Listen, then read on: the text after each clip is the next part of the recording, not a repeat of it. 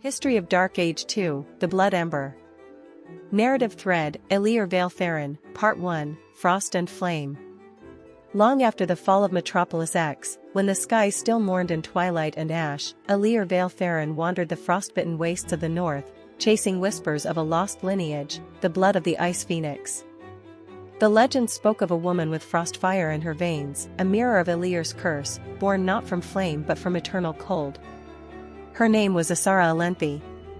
She descended from the last kin of the Ice Phoenix, bound to the glacial deity Elisar, the antithesis of Aetheryon. Her people had fled into the Everwinter vaults during the Scourge of Ashes, believing the fireborn riders to be tyrants rather than martyrs. When Ilior entered the frostbound sanctum of her clan, his presence alone melted ice that had not cracked in 1,000 years. Ysara struck him first. Blades clashed like screaming gods as fire met frost. The very air around them fractured into steam and lightning. She called him a heretic, a relic of a broken cycle. He called her a coward, hiding behind ancient fears. But in the heat of that fury, something fragile emerged, a recognition deeper than blood, a yearning carved by loneliness. When Ilior collapsed from exhaustion and old wounds reopened, it was Ysara who stayed his death. She sang the iceborn lament, a healing him older than flame, and as she touched the ember scar on his chest, her breath hitched. Their souls recognized each other, old enemies reborn into something new. Part 2, The Pact of Embers. The snows of the ice spire valleys hissed when Ilior walked through them. Phoenix fire and frost never mixed gently, but Ysara walked beside him now, her touch cooling his rage, her breath fogging his burning skin. Their child stirred in her womb, a slow pulse of magic neither of them fully understood. The truce between the houses of fire and frost had been forged not with treaties, but with whispers and moans beneath starlight. Their love had defied centuries of blood feud, but peace was fragile. The Council of Elden Fire had condemned their union as heresy, and Ysara's kin in the Frostbound Clans saw her as a traitor. Still, they endured. But Ilior's visions grew darker. The gates of rebirth, shattered once and now reforging themselves, called to him through dreams soaked in ash and blood. Aetheryon, his phoenix, no longer whispered, it screamed. And in that scream, Ilior saw a terrible future, his child consumed by divine fire, reborn as the herald of a new extinction. "You dream of our child burning," Ysara said one night, her hand tracing the runes on his chest. "I dream of the gods returning to finish what they began," he replied, staring into the dancing flame of their campfire. "And I dream of what I'll become to stop them." Together, they sought answers. They crossed into the whispering wastes, where the bones of phoenixes and frost dragons fused into temples of ruin. Ysara opened an ancient vault sealed by frost sorcery. Inside, the echo of Selûne, first of the ice phoenixes, offered them a prophecy. When fire and frost bleed one blood, the cycle will shatter anew. The child shall choose, the Emberborn or the Everfrost. One will die. One will rise. The breath will end, or begin again. Ysara wept. Ilior did not.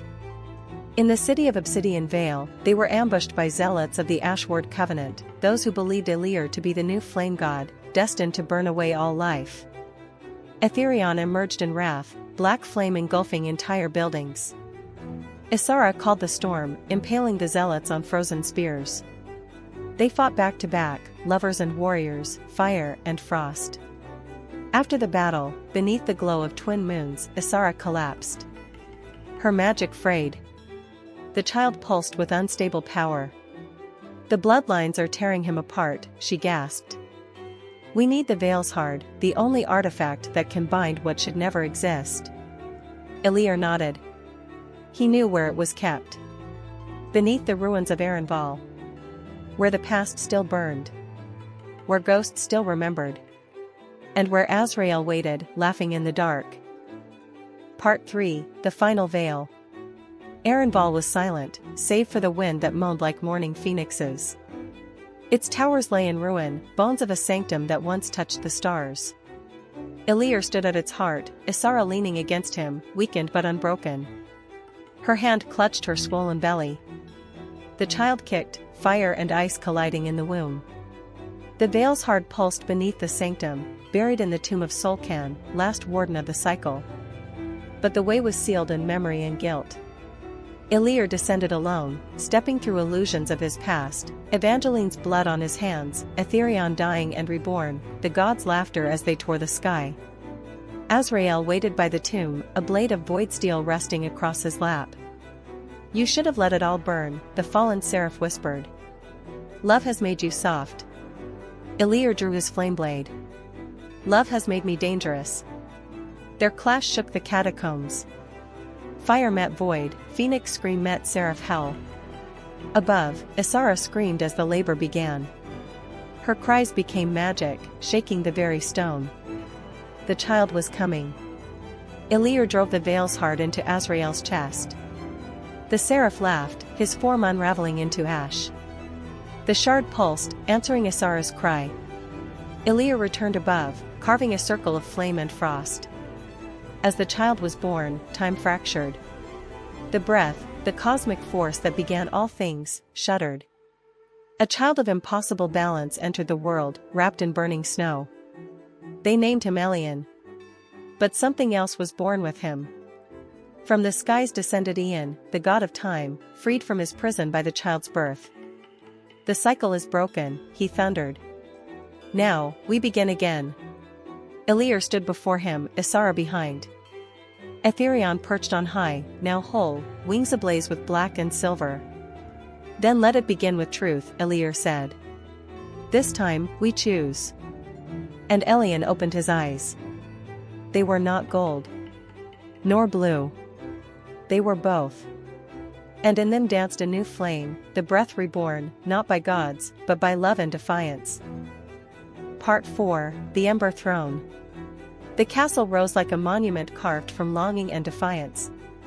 On the cliffside of the world, where fire-kissed winds met the sighs of ancient glaciers, Ilior and Ysara built their sanctum, a fortress born of blended bloodlines. They named it Caer Thalis, the Ember Throne. Its halls were sculpted from obsidian and soul glass, walls etched with phoenix runes that glowed softly in Ysara's presence. The frostbound architecture laced every parapet with starlight crystal, cool to the touch and humming with preserved moonlight. It was a place for lovers who had ended a war.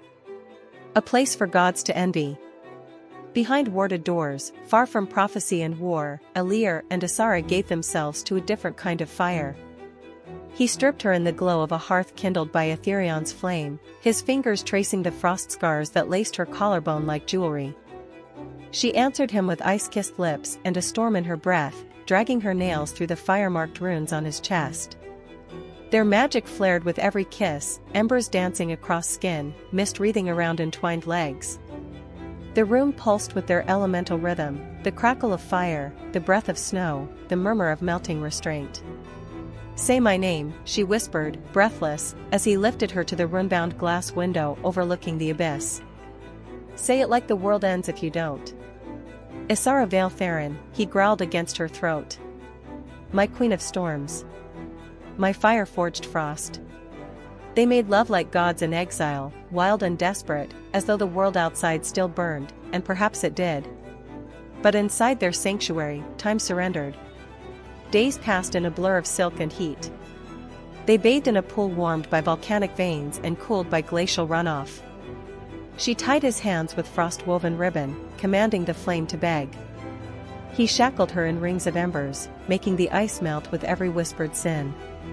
One night, wrapped in a fur of sky beasts, Ysara leaned close and whispered against his ear, "If prophecy returns, let it find us like this. Unafraid. Unforgiven. Undone." He kissed her hard, a vow and a war cry all at once. "Let the gods watch. Let them weep. This love burns brighter than fate." And the walls of Caer Thalis held their secrets, not in silence, but in the echoes of passion that made the very stones sigh. They had won a kingdom. And claimed each other as its crown. Part 5, 50 Shades of Ilior. Chapter 5, Her Legs Like the Sign of Victory. The storm outside howled like a jealous god, but within the sanctum of Caer Thalis, only heat reigned. It wasn't the warmth of fire or the cold of ice, It was the unbearable tension of want carved into two souls forged from centuries of pain, prophecy, and defiance. They stood at the center of the celestial chamber, where the stars had once been trapped in glass, now refracted by sweat and shadow. Ilior watched Ysara with the reverence of a sinner staring into the eyes of his final salvation. She wore only the sigil of their house, a phoenix sculpted from frost fire, pressed over her heart like a challenge. She said nothing. She didn't have to. He approached like a man starving, hands trembling not from fear, but from anticipation, like a warrior unwrapping his last weapon before the final battle. She pulled him forward with a single finger hooked in the ring of embers on his chest. Their mouths met not as lovers but as conquerors dividing the spoils of war. Clothes were torn with the fury of storms. Her nails raked down his spine, sparks flying where skin met skin. He hoisted her onto the obsidian throne they had never sat upon, not as rulers. Tonight, it was her altar. He knelt. His breath was fire. Her gasp was snow. And when he rose, her legs wrapped around his waist like the crest of a warrior tribe, her heels high, forming a perfect V, the symbol of surrender and domination all at once. Victory. Claimed not in battle, but in the sweet annihilation of trust. They danced on sheets woven from star silk, gripped the bedposts as if riding comets through time. He whispered things only old gods dared imagine. She screamed truths no scripture could contain. Harder, she commanded, a queen with a crown of sweat. Always, he vowed, a god unmade and remade beneath her hips. When dawn broke, it found them curled in each other's arms, breath slowing, skin steaming, legs still tangled in the sign of their triumph. No prophecy could cage this. No god could rewrite it. This was Ilior and Ysara. Two bloodlines. One flame. And a love that turned conquest into worship. Part 6, The Heir of Fire and Ice. In the high tower of Caer Thalis, beneath a sky split by auroras of flame and frost, Ysara gave birth to a son whose first cry cracked the runes carved into the walls. The world felt it. Reality shifted. He was born in a storm of fire petals and snowflakes, his eyes glowing gold and glacier blue, each iris a mirror of his bloodlines. They named him Ilior Vael'Tharyn, child of prophecy, child of vengeance. Child of Ilior and Ysara, the last phoenix rider and the iceborn flame. From the moment he breathed, the flames bowed, and frost sang. He was a being not of balance but of dominion. Within his veins danced Aetheryon's final fire and the last breath of Ysara, the frost phoenix queen. Even the gods watched in silence, uncertain whether to kneel or run. As Caliph grew, Caer Thalis changed with him. The throne room was reforged, a great dais built from the crystallized bones of twin phoenixes, one of fire, the other of frost. Above it hung a crown of dual elements, ever burning, ever frozen. The throne of the convergence. By the age of 10, Caliph could conjure firestorms that carved canyons and summon ice winds that turned mountains to crystal. At 12, he entered Metropolis X on a wyvern of ash, watched by the broken lords who once defied his father. At 13, he spoke one word and the syndicate knelt. He didn't conquer the world. He inherited it. But Caliph's destiny reached beyond one world. The stars began to pulse, constellations shifting to form the sigil of the united house of flame and frost. Rifts opened between realms. The multiverse stirred. And in every realm, whispers began. The convergence child has risen. Ilior and Ysara watched from the Ember Throne, no longer just rulers, but the progenitors of a god-king. Their legacy burned brighter than fate, colder than time. And in Caliph's eyes, the universe saw not just power, but the rebirth of dominion. The world had survived Ilior. Now it would kneel to his heir. Part 7, Legitimization of the title for Ilior the Conqueror. In the grand hall forged from the essence of ice and fire, the hearts of all present beat to the rhythm of volcanic drums, as the light of phoenix flames illuminated the space. It was here, in this sanctum of power and destiny, that the ceremony was held, a ceremony that would carve Ilior Vael'Tharyn's name into the annals of history. This was no mere title, it was the crown of a conqueror, the mark of the one who had shaped the world anew. Ilior stood at the center, his presence radiating the weight of his journey. Every scar on his skin, every burn etched into his flesh, told a story of triumph and tragedy, of gods and monsters, of love and destruction. He had walked through fire and ice, shed the blood of both enemies and friends, and emerged not just as a survivor, but as the architect of a new world order. Around him, the great and powerful gathered, the lords and ladies of the Phoenix houses, the last remnants of a crumbling world. They watched with awe, fear, and reverence, for Ilior was not just a man. He was the end of an age. He was the culmination of their hopes and their nightmares. And now, at long last, the title of the Conqueror would be bestowed upon him, legitimizing his rule over not just Metropolis X, but the entire realm. The ancient scrolls, once believed to be lost to time, were unrolled before him, inscribed with runes of fire and frost, of death and rebirth. The ceremonial sword forged in the heart of a dying god, Aetheryon's flame intertwined with the chill of the phoenix of ice, was presented to him, a weapon that had once been a symbol of destruction, now a symbol of his unyielding sovereignty. The High Oracle, her eyes clouded with centuries of visions, raised her hands and spoke the sacred words. By the power of flame and frost, by the blood of fallen kings and the ashes of gods, I hereby declare you, Ilior Vael'Tharyn, the Conqueror. You are the last of the Phoenix Riders, the rebirth of what was lost, and the creator of what is to come. You shall rule over the ashes and the embers, over the realms of the living and the dead. May your reign blaze brighter than the stars, and colder than the winds that howl through eternity. With those words, the hall erupted in both reverence and fear. Ilior's eyes, molten gold flecked with crimson, met the gazes of those around him. His fire had consumed everything, and now, it would burn through the last remnants of a shattered world. There would be no more gods, no more cycles of death and rebirth. There would only be him, and his will, forged in the fires of history. He raised his hand, the sword of the phoenix, an amalgamation of flame and frost, held high. The crowd bowed, not out of submission, but out of recognition. Ilior Vael'Tharyn, the Conqueror, had risen from the ashes to take his throne. The world had ended, and a new era had begun. And in the shadows, a new prophecy began to stir. A child, the heir of FL,